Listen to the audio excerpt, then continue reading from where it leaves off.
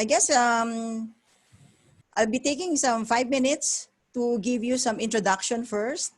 Well, I'm Evie Tadefa. I am part of the Board of Trustees of PSTD and also currently the Vice President for Internal Affairs.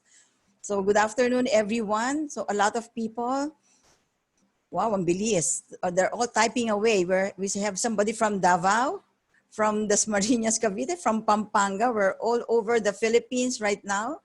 And thank you so much for logging in early. Okay, so let's look at how we are composed right now in terms of attendees. So let's look at the demographics. So for those who have done this before, you know the drill. We have a poll here checking the demographics of our attendees in this afternoon. So what type of talent development practitioners are you? Trainers? Are you educators? Are you coaches, mentors, or are you heads of departments, managers, executives? Where are you calling from? We want to know. Are you from NCR or Luzon, Visayas, or do we have representatives from Visayas? Yes, because I see people from Davao logging in. General Santos. Wow, hello from Jensen there. And if you're from Visayas, I haven't seen one. Or are you first timers in our Learn from Home series in PSTD, or is this your first time, or you have done this before for quite some few weeks now? Okay. So we're giving you some time to put on your answers, tick off the answers to the poll, and let's see the results later. Okay. So are we getting the results now, Nath? Yep, we're now at 60%. Okay, so let's give probably a few seconds.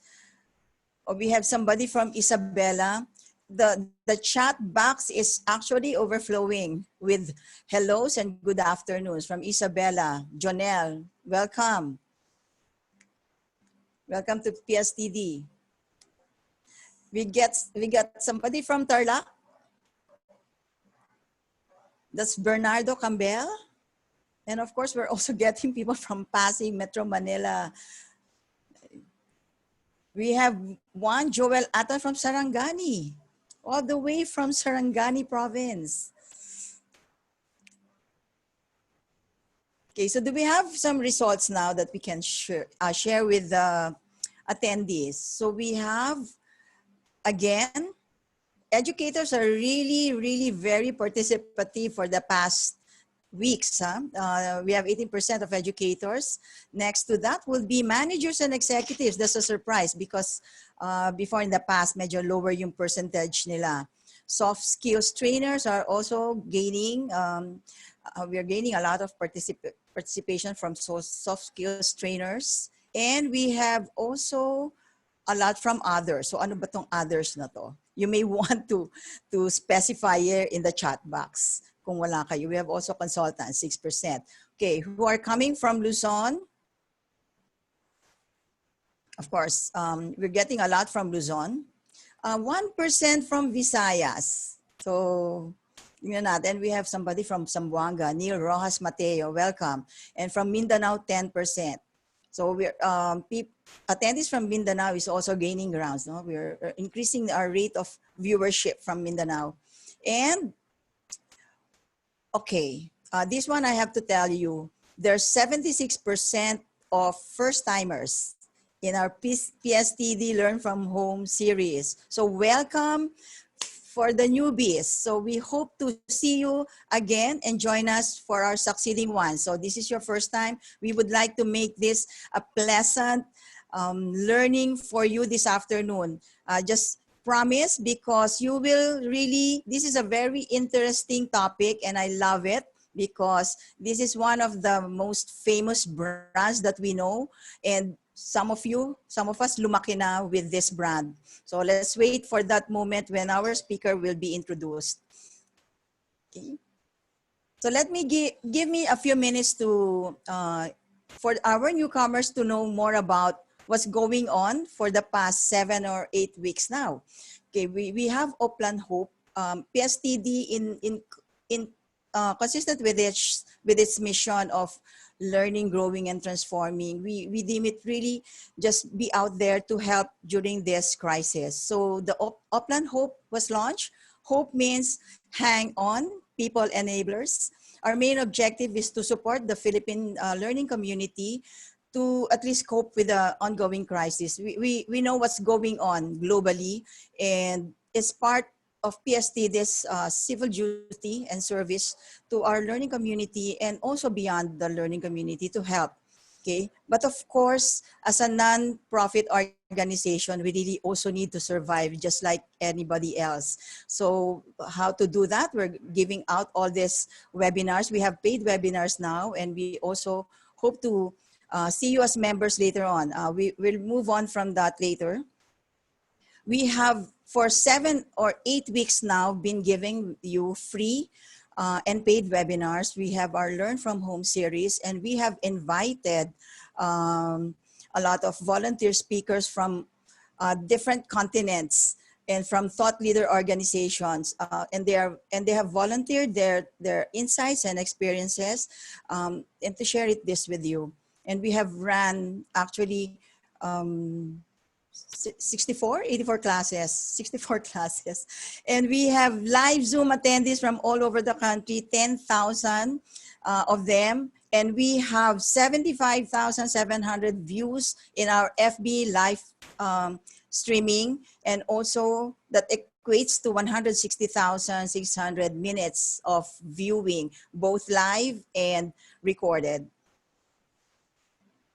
Okay, and if you will go to our website, PSTD, my PSTD, Philippine Society for Talent Development website, and FB page rather, you will see all of this series of recorded webinar sessions that's there for you to watch anytime you like, and some information that you need to know about what's going on with us right now.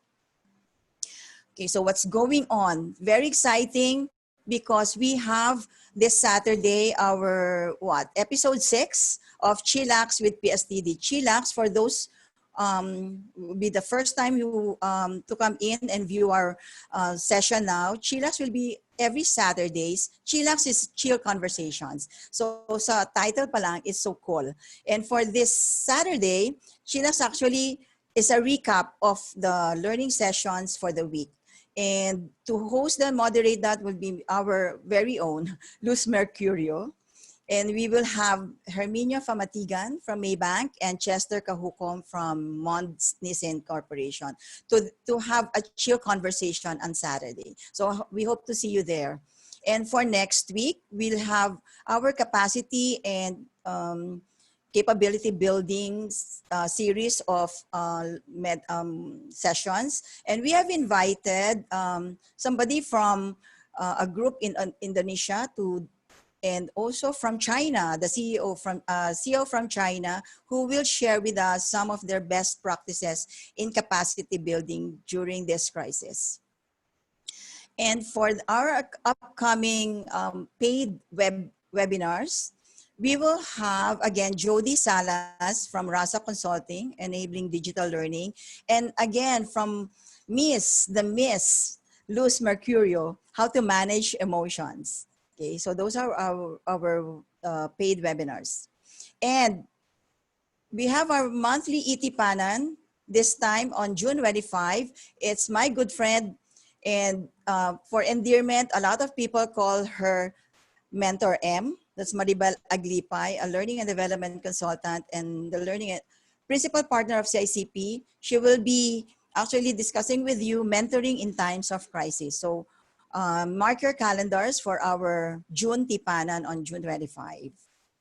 Okay, how do you become members? For the 76% who have logged in for the first time, this is how you will become members. Okay, for our individual membership, we have 2,800 membership rate, and for corporate, it's 5,600 rate. However, with this very low membership rate, you get a lot of high-valued freebies. So for your individual 2008, you'll get almost double that price in terms of freebies.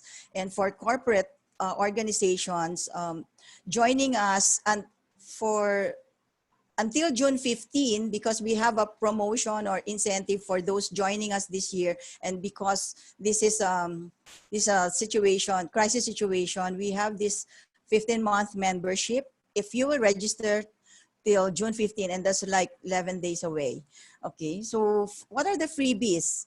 For those who will be members till June 15, you'll have one slot free for our ETPAN until December. Okay, so that's a monthly one. And for our corporate members, there will be paid webinars, 2 for individuals. For individuals, you get to choose 2 paid webinars. And for corporate membership, you get 5 free webinars. All right, so how do you join? Just visit our website, www.pstd.org. Click that button on be a member today, and there's an application form. For any questions, just look for our email addresses, and there will be immediate response for your inquiries. Or, right, I see here, or scan our QR code for application. Okay. At this point, I would like to introduce to you, because I will be your anchor for today, and there will be a moderator for that. I will be introducing to you our moderator for this afternoon. She is currently a People and Culture Manager for Learning and Organization Development at AMASIM, Philippines. She was also a former BSTD BOT, a Board of Trustee member, and a Chair for Research and Publication. Currently, she's also a very big part and very valuable member of our Oplan Hope as the Digital Learning Committee Chair. This afternoon, let us all welcome Ms. Marby Tabungar. Thank Okay, you, Marby. Evie. Hi, Evie. Thank you. Yes, Can you hear me? hello. Yes, hear you loud and Alrighty. clear. Perfect. Thanks, Evie. Thank you for that kind introduction. And just like our participants today, I'm very, very excited to be in this session today, not only as a moderator, but as a learner as well. Right. So welcome and good afternoon to all of our participants all over the Philippines. And just before we start, I'll probably give just a few reminders, just so we could ensure that we have a smooth flowing learning session today. So as you can see, all of the participants right now are on mute. This is just so we could manage the flow of information, but that doesn't mean that you can't participate in this webinar. In fact, we highly encourage you to participate. So there's a number of ways you could do that.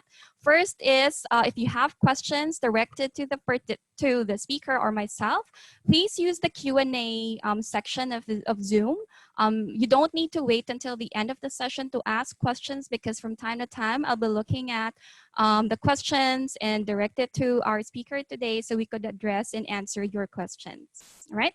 And then if you have comments or insights or ideas that you'd like to share with us and also with the other participants, again, we encourage you to do that. Please use the chat functionality of Zoom. Open it right now. You'd actually meet a lot of people, a lot of practitioners all over the Philippines, so you could start engaging as well. Please make sure that you send it to all panelists and attendees so that everyone could see it. Because if you send it to just panelists, it will only be visible to probably 3 or 4 of us. Sayang po yung ideas, no? Baka the rest could pick up something from your idea as well.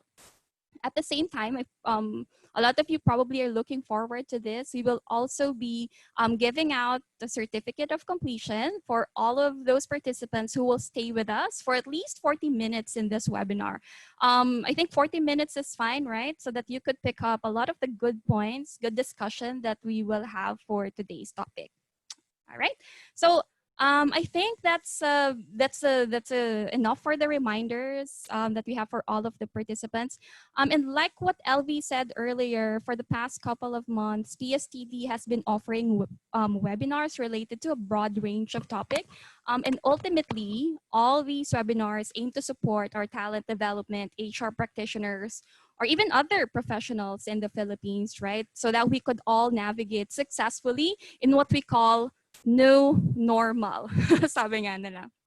And here in PSTDS, we aspire to add more value to the audience. This week's topic, we're kind of zooming out, right, at the macro level, looking at the impact of this crisis into our economy. In fact, if you attended last Tuesday's session, which is about industry winners and losers, we actually learned that the crisis really has a significant impact in our economy. However, there are industries or sectors that are actually benefiting from this industry. For example, telecommunications, the telecommunications sector, e-commerce industry, the healthcare industry, of course. But at the same time, there are also what we call sectors that are at risk, like, for example, the oil and gas industry. And there's other sectors that are really challenged in this situation. I guess the really good input of that to us talent development practitioners is that it gives us an idea that we really have to focus on how we could strengthen the support that we will give to our people so that they be able to take care of our customers or consumers, because according to our speaker, it's really the consumption that's really gonna propel our country to recover from this crisis. And today we are very fortunate because in today's session, we'll hear it from a very familiar organization. I'm pretty sure when you see the company name, you'll feel very hungry, no? Sana nag-lunch po tayo para hindi po tayo magutom habang nakikita po natin yung slides ng ating speaker. Because they have done exactly, what we've been talking about in response to this crisis. We are very fortunate to have with us a speaker who will help us understand the challenges, the trends, and the different strategies so that we could keep up with these trends. So without further ado, let's welcome our speaker for today.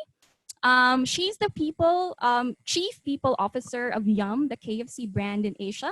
She also leads the capability and culture agenda in the region across 15 countries. She lived and worked in the Philippines, China, Malaysia, Thailand, and now she's actually based in Singapore and has worked with a number of, some of the most popular brands globally. So we have she's worked for Mondelez, Kraft Foods, and she's also worked for Philips and Mercer HR Consulting.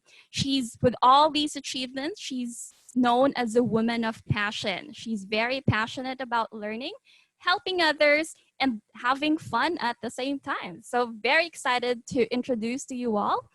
Ladies and gentlemen, it's my pleasure to welcome our speaker for today, Miss Grace Munsayac Nair. Let's give her a virtual round of applause. Hi, Miss Grace. Hi, Marby. Thank you so much for the generous introduction. Of course. So nice to be here. So it's my first time. So I'm one of those people who responded first time to attend. So I'll probably be attending more often after this session. But I've seen some of the recording, which is really great that you guys were able to post those recordings. So let me just share my screen. I think we'll start with the presentation now.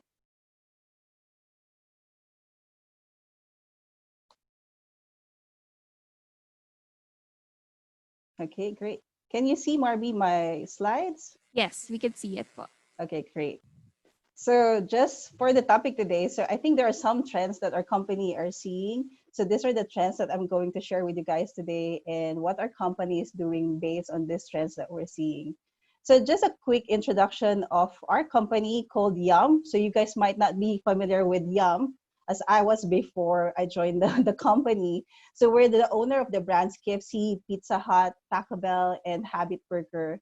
So I think in Philippines, we have the three brands, so KFC, Pizza Hut, Taco Bell. Habit Burger has not reached Philippines yet. So primarily Habit Burger is more US centric. We have some restaurants in other markets in Asia, but this is a newly acquired company this year. So hopefully we'll look forward to experiencing Habit Burger even here in Singapore. So for Yum, we have more than 50,000 restaurants globally, and we are operating across 150 countries. Grace. Hi, Grace, can you hear me? Hello. Is it okay Yes. if you please put on the presenter slide so that you will be on full screen? Oh, it's not full screen. Sorry about Not that. yet. No worries. No, that's fine. Sure. But we can see your lovely face anyway. So Yeah. It's not. Do you see like a notes page or something? yes, we do. We see it in your presenter view. Yeah. Let me just try to change that. Yeah, Display. slideshow. Yeah. Okay, great. So, yeah, amazing. Thanks. Okay, great. Thanks, John, for telling me that. You're welcome. Okay, so from the globe, so what I look after is the Asia business, and Marvin mentioned about the 15 countries. So these are the 15 countries. You guys will be so smart if you can recognize all these flags that you can see. And we have more than 3,700 restaurants with 3.4 billion sales in US dollars in Asia. So yes, and we have our partners also in Philippines. So we have like 11 franchisees in Asia. So all these markets are franchise markets, and I work closely with this with each market in Asia.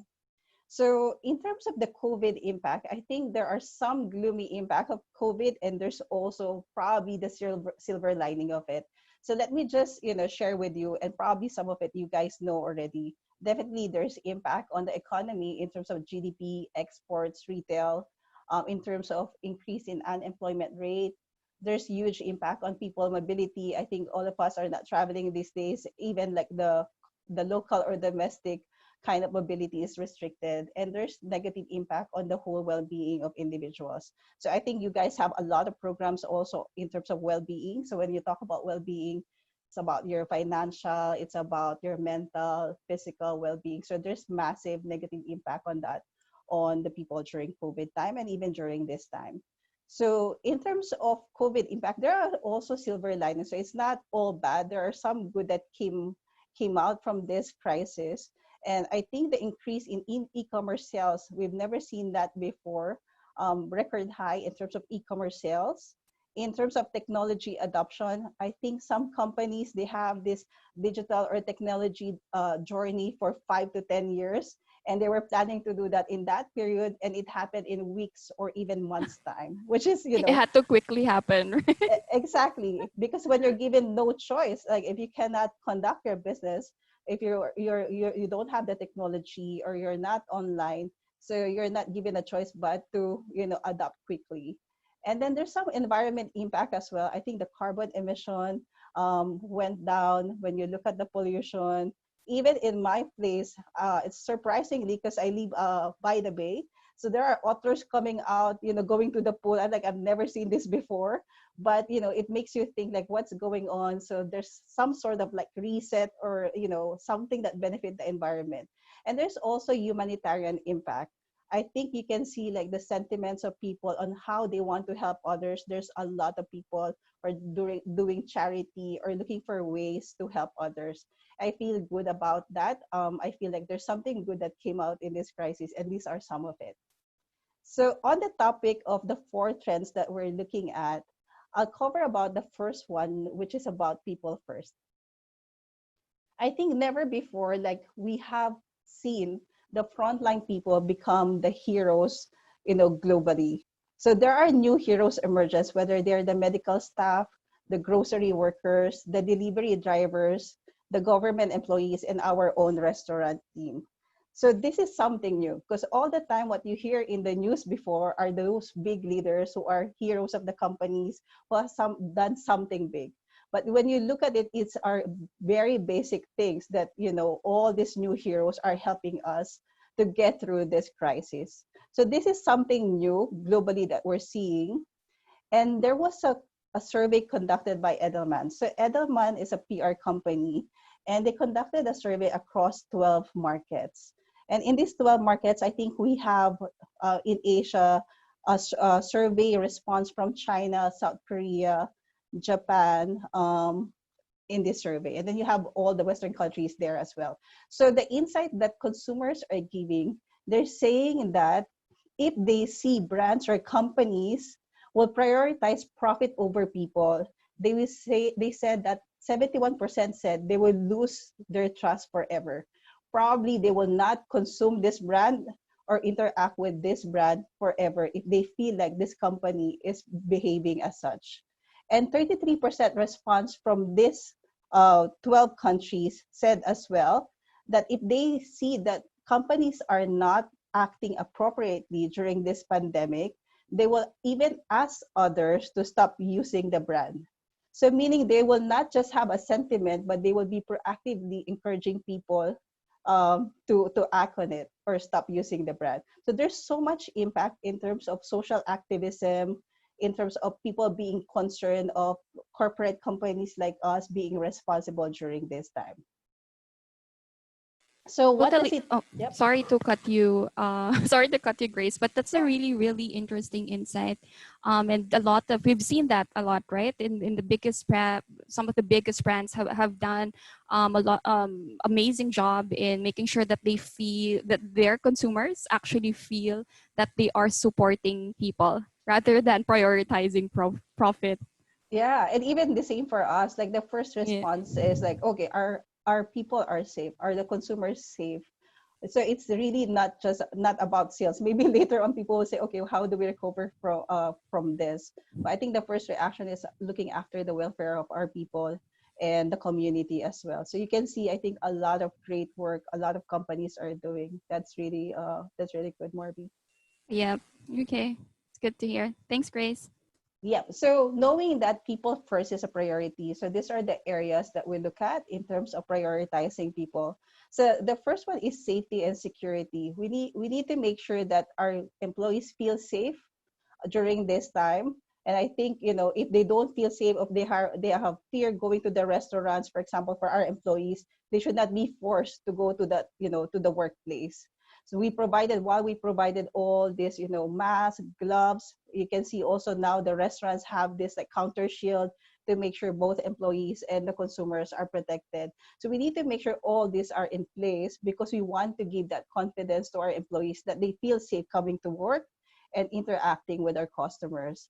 And they have clarity also of the action plan, like, if something goes wrong and there's a case of COVID in our restaurant, what do we do? So people need to make sure that your employees are aware of this and have been educated on the process.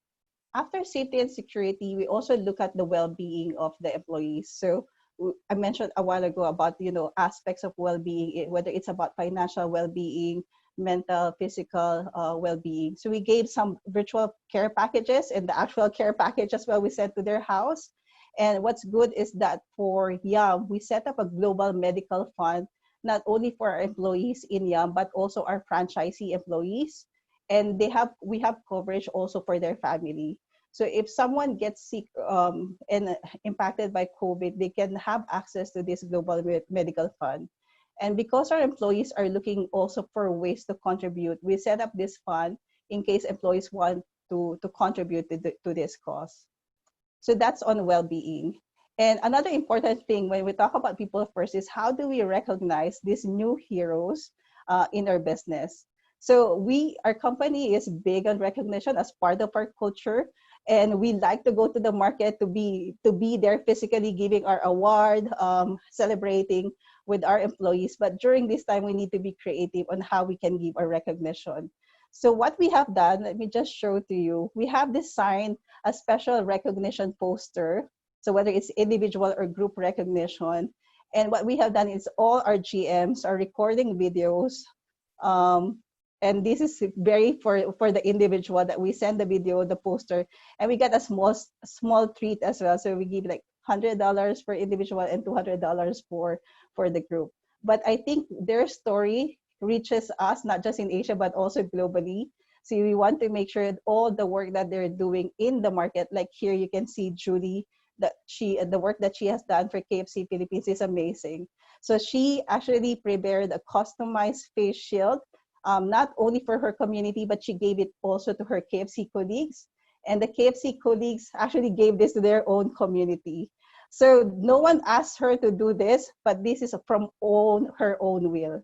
And some heroes in Malaysia, which I feel proud about also sharing, is we have Saiful, Arif, and Faiz, who they during the time of COVID felt like, how can they help the homeless? They know that they'll be out there, and they have their basic needs, whether food or personal care. So what they have done is that they use their own meal allowance and they bought stuff to help the homeless in their community. So these people really needs all this recognition, and we give it back to them. So I feel proud about our culture and also what we do to recognize our hero. I'm gonna pause here on the first topic on people first. If there's any question, Marby. Yeah, actually, Grace, there is a question from Rafael Luis. And I think Rafael is curious to know what's in the care package that you've sent out to our employees. Yeah, okay. So maybe the actual care package, which is physical, we gave them some healthy goodies and all.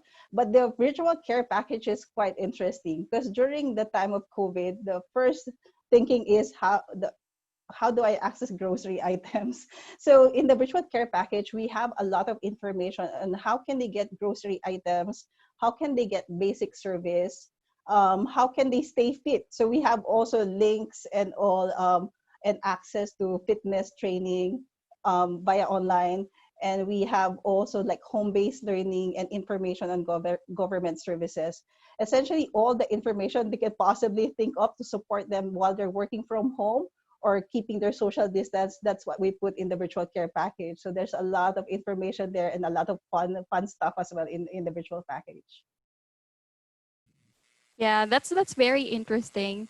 Because usually, when you have packages that are being given out to employees as a way to recognize or reward them, it's usually grocery stuff, etc.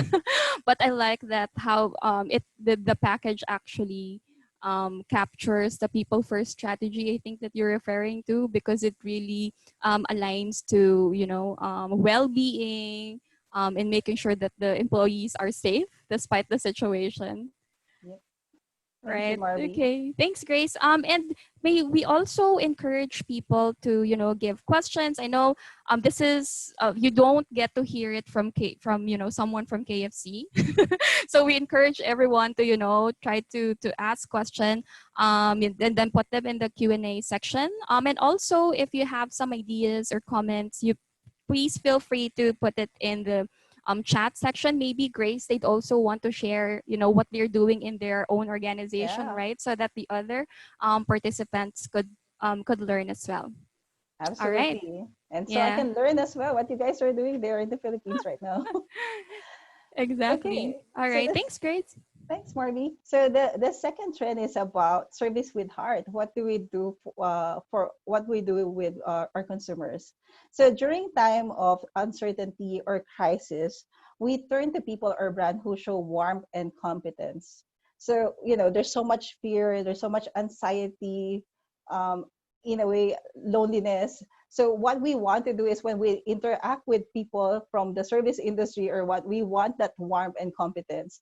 And I heard a great story from John early this week is that he went to the KFC store. I didn't tell him to go there, but he likes the brand. So he went to a KFC restaurant in Makati, and this is exactly what he felt and experienced there. So the person greeted him very politely, and before he leaves, the person, told him some care, like, take care, sir, have a good day or something, and with smile. Probably the smile you cannot see right now, but smiling with eyes or what, but it just touched him and it just made his day when he experienced that. So that's a great story to know that it's happening there in the Philippines with our team there. So in terms of service with heart, how do we do that for our customers? So there are three areas. The first one is reassurance and care. We want to make sure that when our customers interact with our brand or go to our restaurant, they feel that they're reassured that it's safe to go to our restaurants and we care about them through our service. So there's a lot of practices. We have, I think, the social distancing marks. You can see that almost everywhere when you go to restaurants now, if they are open for takeaway or even for dine-in in some markets, you can see that, they feel safe because of the social distancing marks, because of how our employees look as well, because they're protected with gloves, with masks, and there's sometimes like, the counter shield that you can see. And in terms of accessibility, the one thing that people will check during this crisis is, are you open? Can I buy KFC? And how would they know they can buy KFC? I think during the COVID crisis, a lot of brands went on social media to communicate that they're open, meaning they're open for takeaway, they're open for delivery. This is how you can access our brand, whether you can order on the web or you can order through your mobile app or with the aggregators. So you need to make sure that consumers know that you are accessible, you are open. Otherwise, they might think that, if you don't have this message, they will go to other brands to access those brands. And while you're showing all this, it's still important, the frictionless experience. So from the time the consumer is ordering, while they're waiting, when they receive, and even after sales, the experience should be frictionless. So let me show to you one example of service with heart. So this is a video from KFC Vietnam, and this experience is through the delivery channel. So let me play this video for you guys.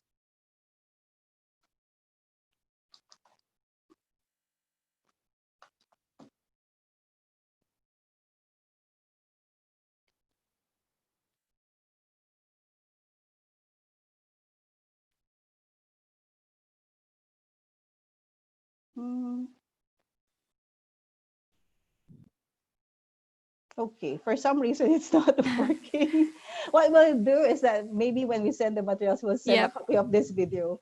But maybe if I can describe the experience, of it's course. how the person prepared the product from the restaurant, looking at the pouch bags, how we put the product safely with the packaging, how this person bring this product, call the customer upon arrival in the house, and the smooth service and care. You can see that it's really nice when you watch this video. Sometimes you cannot describe the feeling, but the music of this video and the whole experience of the customer just brings joy when you watch this video. So unfortunately we cannot watch the video. I'm sorry about that, but we'll send you a copy of this video. Yeah, not a problem at all. We could share the link, Grace. I think Yes. instead of that, I could also share my experience, going to a mall and trying if KFC is available to give my kids chicken because KFC is one of their favorites. So if you go to a KFC store in a mall, you'd actually see a long distance, and then at the entry of the store, you'd actually see a note there that says, "We value your safety, so please make sure that you sanitize first." And there's a big distance, so at the entry point, that this company actually values not just the profit, but really the welfare of the customers and the frontliners as well. So that Yeah. simple act, right? Yeah, and even during this time, we still do a guest experience survey. So we're looking for feedback of the customer. We do a lot of social listening.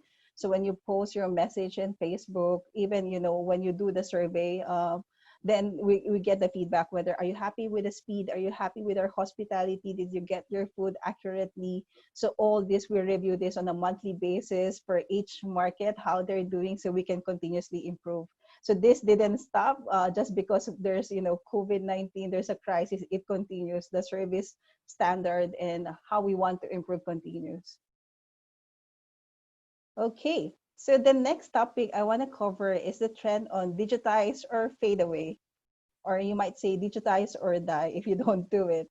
So when you look at the online grocery order volume from last year, same period in March, it has increased by 210%.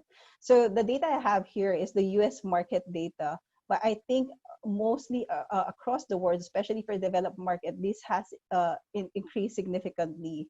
And traditionally, when you look at fresh products like meat, your fruits, your vegetable, you don't usually buy this online. But in China, you can see that 59% of the consumers are willing to buy daily necessities and these fresh products. And the same goes with me. So before, I wouldn't think of buying chicken, buying salmon, buying fruits or vegetable in Red Mart. So now, or Fair Price online. So now it's like, that's the reality. So we're buying our groceries, our fresh produce online. And you can see that this will continue to happen. So that's important. Like if you don't have an e-commerce business, probably you'll miss the bus in terms of selling the products. And I know in the Philippines, when I check my Facebook, I think a lot of farmers are struggling during this time because they couldn't sell their harvest. So some people doing some work with the farmers are selling that through Facebook, sharing that information. So I think that's a good way actually to look at and help the community. How can we bring their products online? So yeah, so even for SMEs, if you guys are not doing this, is something that you need to work on as well. So in terms of digitize or fade away, the first one that I would cover is about customer access, which I mentioned about you also when we talk about the consumers. So when you say customer access, what are the tools or technology you have so that people can access the brand? So you need to have your web ordering platform. You need your app, whether you have a click and collect system or technology. Do you partner with aggregators or food aggregators like Grab, uh, Food Panda, Deliveroo? These are sample of food aggregators. Now, other retail business, whether you have your products placed in platforms like Lazada, Amazon, or Zalora. So I've seen that before. Some of the retailers, even global brands, might not have their products in Zalora or Lazada. Then with the COVID-19, you can suddenly see all these brands also in these platforms. So we need to make sure that we have the technology for customer to access us and consumers know about this. And this is the common platform that consumers would use. So other digitized area is on the business processes, and probably I'll focus more on the systems and technology that we have in HR.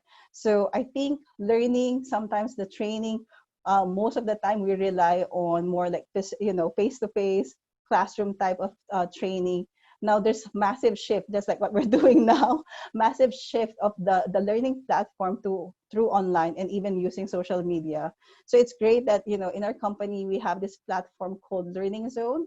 So we have all our e-learning system in place in the Learning Zone. And there are some systems available in the market, like the Success Factors, I think the HRIS. So when you think about processes in HR, whether it's recruitment, it's something for you to reflect. If you cannot do recruitment during this time, then you need to think, what can I do to digitize the experience and make sure that it's frictionless? Whether it's about payroll. So I was talking to one market, I think it was Malaysia, and they're saying like, oh, we need to go to the office. This is the critical team to do payroll. And I was reflecting why they cannot do payroll from home. And we're able to do that right now here in Singapore. So I think these are some areas that we need to look at and challenge on how we do business, and say, if we're doing that before and we need a physical place to do that, we need to think like, how do we do that now in a digitized way? And the third point is on data analytics. So for us as business, it's really important for us to understand all this data about the business, whether it's about consumer response or consumer behavior, so that we can customize our platform, the products that we have would be more relevant to the consumers. Even Google. So we have this search engine optimization. You want to make sure that when you type fried chicken, you want to make sure that KFC will appear on your top 3 when you do your search. So these are the things that we're looking at when we talk about data analytics. How do we make sure that we digest this data, analyze this data, so we can customize it to what really the consumers need? So that's the part of digitize or fade away. Do you have any question on this part? Thank you, Grace, for that part. I think we have a question here from Manuel Guzman. I think this question actually relates to the first section, which is about our people. And the question is, how do you address anxiety issues of our employees? For sure, we've experienced that in KFC. Yeah. What are the things in place? Yeah. So we're not professional on this. So what we have done is that we provided care lines to our employees so they can contact actually the professionals, the counselors. We conducted a session also on mental wellness, so that professional can share what we can do. And I remembered something during that session. During this time when we are feeling down, we have that anxiety. It's probably triggered by halt. So whether you're hungry, you're angry, you're lonely, or you're tired. So I'm like, that's my own personal learning from someone who's a professional telling me that, when I'm feeling down, it's probably triggered by these 4 areas. And then how do I bounce back to being happy again or feeling good? I think about times that I feel happy. Then I would say, what made me happier? For me, it's about every day I need to be out. So I go for a run in the morning. That makes me happy. And I feel like, whether it's about blood circulation, whether it's about sunshine, that helps me a lot. But each individual would have different situation. I would say, if you have friends, do a check-in with your friends, which I do. So I have list of employees in the whole company. Every day I check and just, I say hi and check on them and how they're doing and family. Sometimes it's reaching out to those people, especially we don't see or we don't hear from. I think we need to have, that kind of support system. So just share to you my own experience. But I think it's great if you can, reach out to someone who's professional, especially for mental wellness. Exactly. And in fact, in PSTD as well, we've created an initiative similar to that, which is Kamusta or TikTok, which is sort of a kamustahan, for talent development practitioners in the Philippines. Because, just by checking on the other person, I think it would somewhat reduce the anxiety level that this crisis has brought us, right, Grace? Yeah. Oh, there's a fun one that I use. I use this app called House Party. So you can do some fun games through House Party. You can have, any participants from any country together. So try that app. I've been using that. It's quite fun to use as well. That free? I think that's a next Yeah. question. Yes, it's free, and you can have house party, and it's amazing. By the way, some clubs, like here in Singapore, there's a virtual party, and my husband was like, "Why are you attending a virtual party?" I said, "Just for experience. I wouldn't know how it feels like." So there's a DJ, and you guys can check that out. So clubs like Zouk or Marquee, these are like big kind of clubs in Singapore, and I think in other countries they would have that. But there's online clubbing or online party. So if you guys want to try it out, I attended once just to listen to the music. I enjoyed it. Yeah. Yeah, so we'll recommend that to everyone, Grace. Yes. I think this is the time for people and organizations to be more creative, right? The things that you Yeah. haven't done before, you have to really think outside the box and really explore. This is not the time to be conventional. Yeah. Just imagine, right? A club like doing a party online. So I was like blown away by that. Okay. Thanks, Marby. Okay. Any other question you have? There's just the one more I think that's related to the recent talk about digitizing. There's a question here, Grace. What can you suggest for small to medium enterprises who are not ready or not financially capable of investing in an online platform to sell their products? Yeah. But I think this is a really good question because a lot of companies in the Philippines are SMEs, Grace. So maybe you could share Yeah. some tips as well. Sure. Because I'll give example like Grab. So Grab has this cost of supporting SME. So if you're SME and in food business, for example, you're baking something and you're selling this, like how can you sell more and put this in a platform like Grab? They are actually supporting SME. So sometimes you need to change, like there might be big brand, but they're supporting actually small, medium enterprise business. So you can approach them.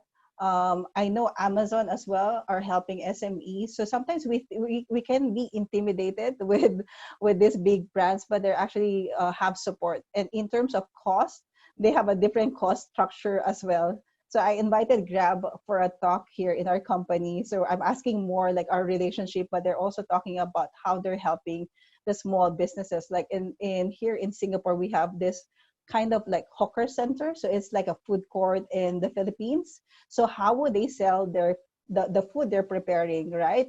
And they cannot pay as much as big multinational companies. So there are some like waiver of fees or more acceptable terms for SMEs that Grab is providing.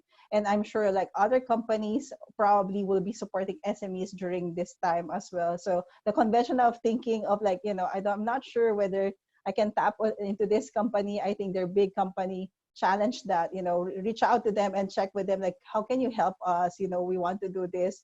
Reach out to this brand. So I'm not sure, Marby, like, what is the common platform now in the Philippines for retail? So I think, is it Lazada? There's Lazada, there's Okay. Shopee. Those are the two ones that I use Yeah. So yeah, so for yeah, retail therapy. so try to reach out to them, or others are doing in social media. So they post it in Facebook. So a lot Correct. of people, some people are doing carousel, so selling the secondhand items or what. So I think social media you can use if you want these platforms, retail platforms. You can contact them and maybe you can, cut a deal. Mm-hmm. Yeah, that's a really, really good tip, Grace. I hope that the participants have been picking that up because there are questions from the group. For example, from Romel, how does it take for you to transition digitally? Like, how long does the digital transformation take, and probably where do you start? Yeah, I think most companies would start on the critical one. So I can tell you in our journey, I would say a lot are customer centric. Some of our back end processes, even here, our HR processes, probably we're still catching up on that side. So a lot of focus and investment on digital, more on e-commerce and customer access that we invested on. So because we make money, right? when we sell products or what, we make money. So then, it's the reality for businesses. Then you look at some other processes you have in the business that now for business continuity, we also need to digitize. So yeah, so before people would say, I cannot do payroll, I cannot do recruitment if I'm not in the office. But you can see quickly a lot of companies had a quick turnaround and able to do that. So yeah, so it depends on what matters most to your business. Most probably, most companies or retail business, they will first prioritize technology related to customer access or e-commerce. Then sometimes they will look at, then on the back end, what do you have in terms of processes in your company. Right, that's a very good reminder, Grace. I think we could leave go back to the Yeah, comments and questions a bit. I think you still have a couple of slides left. Maybe we could go through them and then yeah. come back to the questions, Grace. Thank you so much. Sure. So the last one is purpose beyond profit. And I think you mentioned also, Marby, a lot of companies are doing a lot of good work and good deeds for the community during this time. So let me share to you some of the things that I'm aware of, and there are a lot of good stuff going on. So companies like LinkedIn, Citigroup, FedEx, they communicated to their employees and publicly that they're providing job security, that during this time of COVID, no employee will lose job. So they were quite bold to communicate that. We have companies like Uber, Delta, Yum, my company, wherein leaders communicated and sacrificed their compensation for the rest of the year and gave this money to help the people in the front line. So I really feel proud about. So our CEO communicated that, and even our previous CEO communicated that all compensation they're getting for the rest of the year, they're donating that to make sure the restaurant team in Yum will get that money and help them during this time. And we have companies, a lot of car companies like Motorola. We have, Toyota, Ford, Tesla. These companies committed and converted their, production line to make ventilators and help, during pandemic. And we have company like J&J who invested $1 billion US dollars to come up and develop a vaccine for COVID-19. And they were candid about it to say they're developing the product not for profit. And they want to make sure that they just want to help the community. So these are great stuff that people are doing right now. But I think even post-COVID, all companies are expected to behave as such. What's great is that our company probably is ahead of it. When you look at our strategy, our purpose is articulated in terms of unlocking potential both for growth and also good. So I will not discuss about growth, but essentially that's our business strategy. But when you look at also our purpose in terms of unlocking potential for good, it has a lot of focus on people, the planet, and the food that we serve to the consumer needs to be delicious, safe, and at the best quality.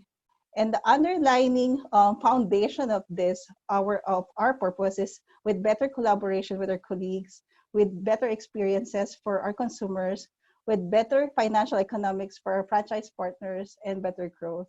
So I hope that more and more companies, when they look at their annual planning, 3-year strategy or 5-year strategy, it's not just about growth, but also a strategy for good. So that's all that I have for today. So today we discussed about the 4 areas. So people first, service with heart, digitize or fade away, and purpose beyond profit. So that's the end of my presentation. If there's other question, Marby. Very, very insightful, Grace. Thank you so much for sharing everything that you talked about today. Just go back to the Q&A section just to check if we have other questions from the group. So there's a question from Jeff T. Garcia. A question about how do we manage customer complaint during these times. So were there any changes that you had to make, Grace, in KFC or in Yeah. Yan? I think just more probably care and understanding.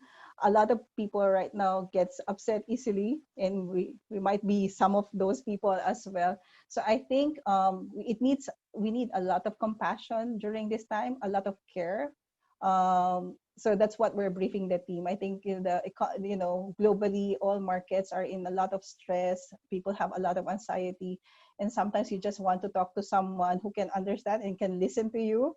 So you might have encounter with really upset kind of customer, but you need to stay calm. You need to listen.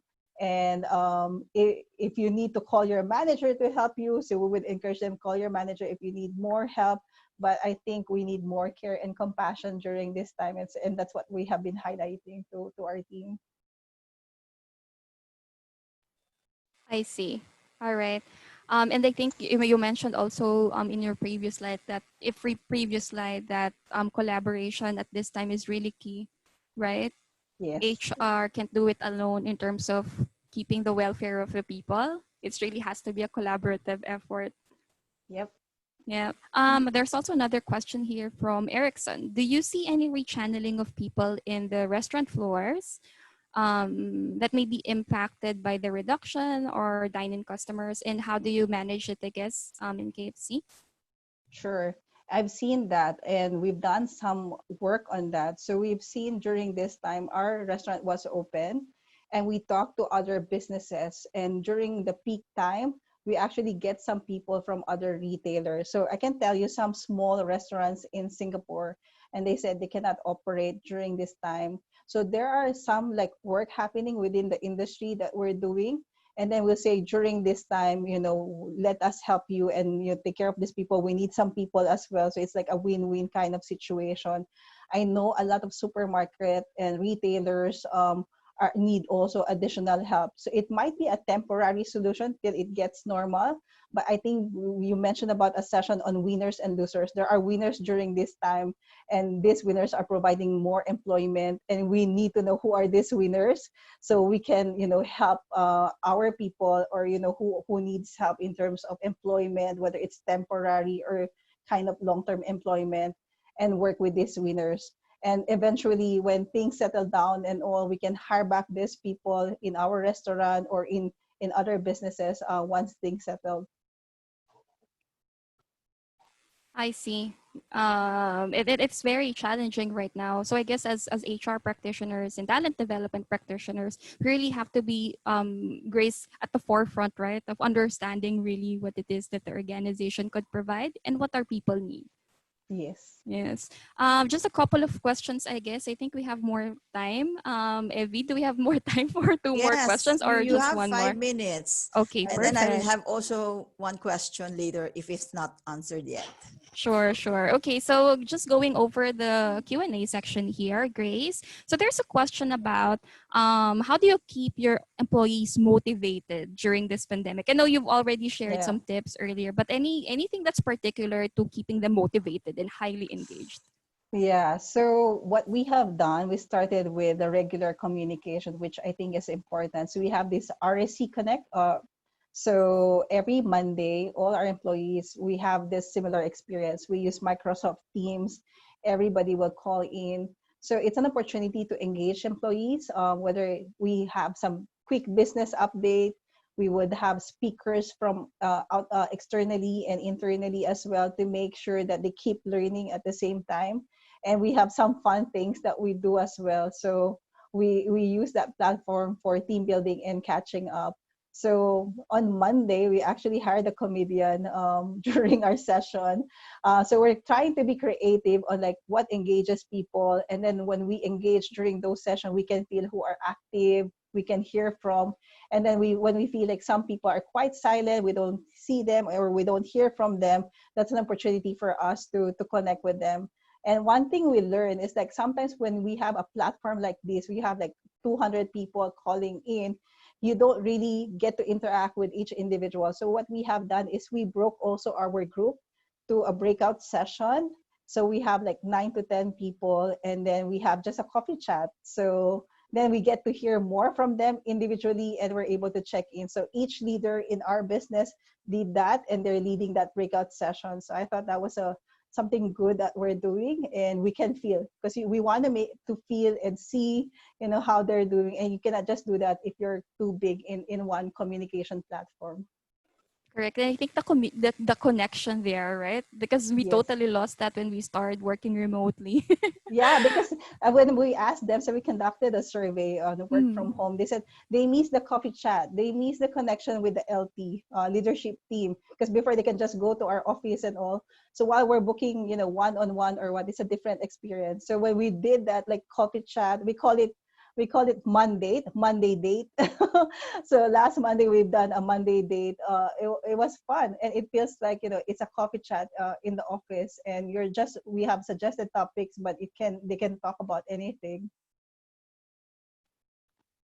Right. I think a lot, Marby, a, do a you lot have will, another ano, question? Marby, yeah, sorry. We have yeah. I another think last one question, so last that one we can have question. Okay. also a last remarks from Grace before we end the session.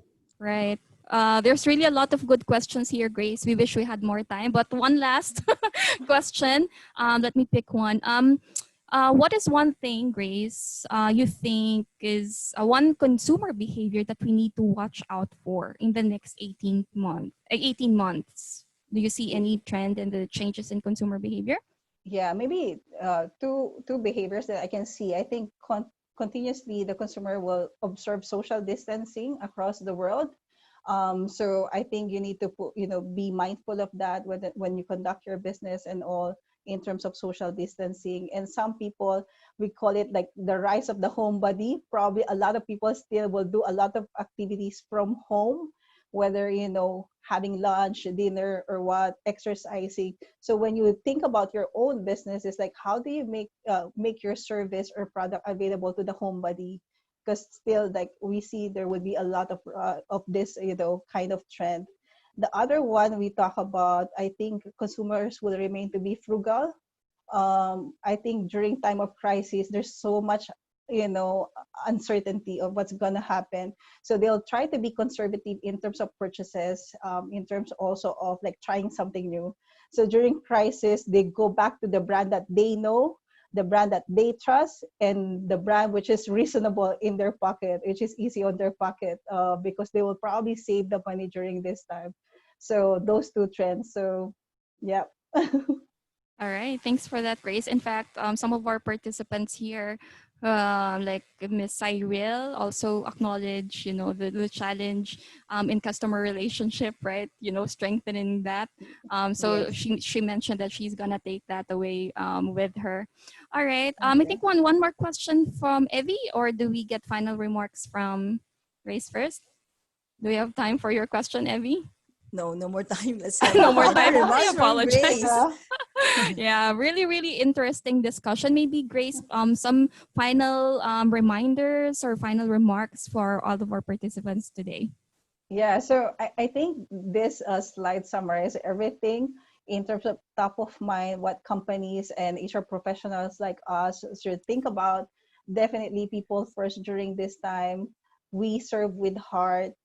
Look at digitize in terms of all the processes you have in the company or conducting your business, and look at the bigger purpose. And I think even during this time, each individual probably are reflecting, and I have friends talking like, what is my purpose? Is this the right job for me or what? And there's a lot of reflection on that. So I think purpose beyond profit energizes us and gives us a bigger cause when we do our business. So yes, so that's my 4 trends and the highlights of my presentation.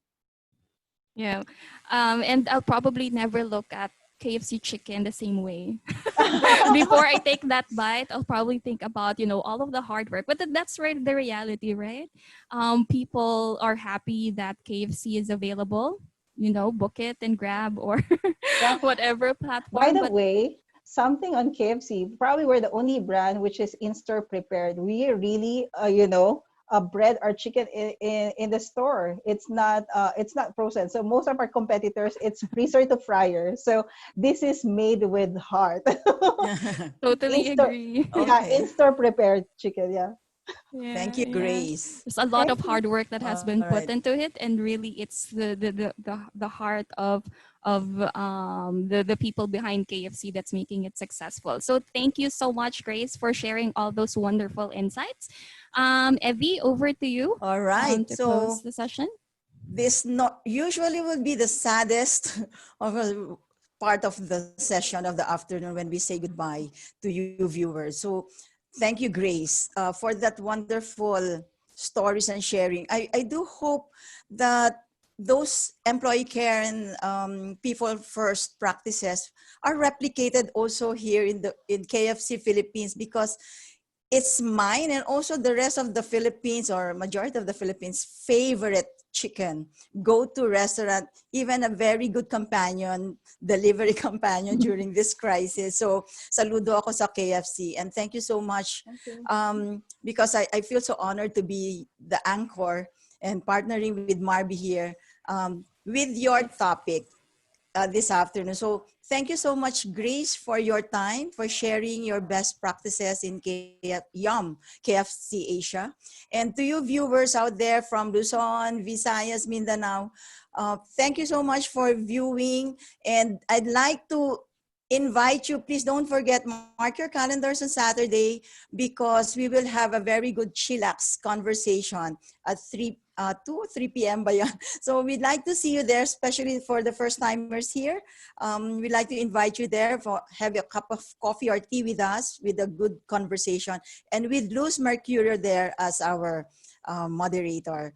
So my parting words to you, my friends, would be stay healthy, keep yourself healthy and strong and safe during these times, because ito daw yung pinaka-dangerous na time when we're into whatever ECQC, GCQC, whatever letters we have right now. Just be careful, because taking care of yourself, staying safe and healthy, is also taking care of your loved ones and others. So for this afternoon, goodbye for now. See you soon again, and thank you so much. Thank you, everyone. Bye-bye. Thank Thank you, you. Grace. Thanks, Evie.